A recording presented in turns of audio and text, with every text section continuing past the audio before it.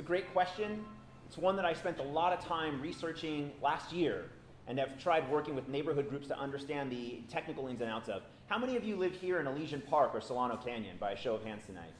All right, so for those of you that don't live in this area, but maybe you know, maybe you don't know, Dodger Stadium is just around the corner. It's a large sports complex. When it was built and founded, in the conditional use permits, the city recognized that there would be adverse problems in the neighborhood having to do with car traffic from the beginning. From the beginning, they knew this. But there was a conditional use permit that was put in place to deal with some of these adverse consequences of all that car traffic. I mean, look at these massive parking lots, tens of thousands of people driving in, small, narrow streets. Inevitably, it's going to be a problem.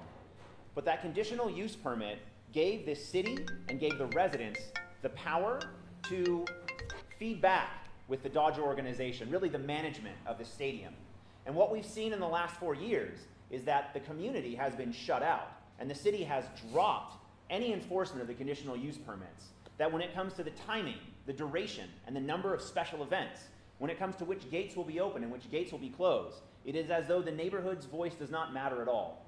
And so one reason that I am in front of you tonight is that the people of Elysian Park, Solano Canyon, and Angelino Heights are desperately in need of a solution to their parking problems, to the Waze traffic problems, to the gates that have been opened around Dodger Stadium, and simply for the fact that they have had their views, their problems, and their issues ignored for a solid 4 years. It's gotten to the point that even though 70% of surveyed residents did not want to change the name of Elysian Park Avenue to Vince Scully Way, it was done anyway.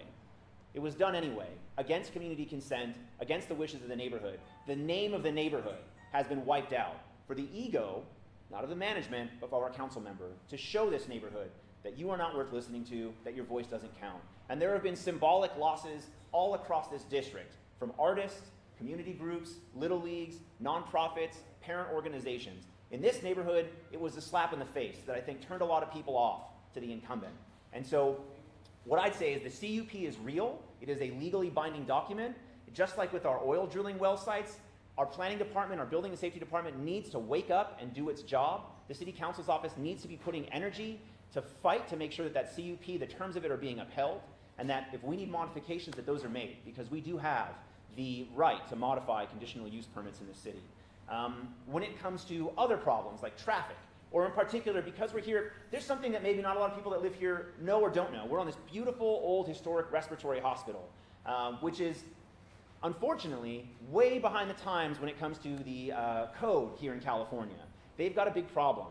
They are non-compliant with the California state and the county code with regards to running a hospital. And they need a lot of money, they need a lot of support, a lot of capital, a lot of reinvestment to make this hospital come up to the 21st century. But these structures, this building, this campus is a historic campus.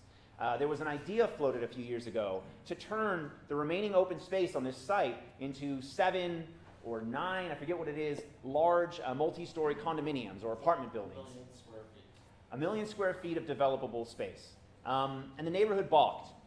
And the 2013 election, in this neighborhood, there was a man who stood against that project, and there was someone who stayed silent on it, and has stayed silent on it for the last few years.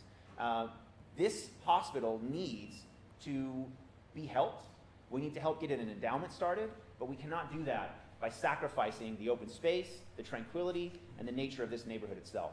So I'm the only candidate in this race who will tell you that I will never let this space be a rezoned open space. I am dedicated to, committed to making sure that this campus is revived, refurbished, that it is brought up to the 21st century, that the hospital is functioning and funded and well run, but that the open space here, the historical structures here are preserved and maintained.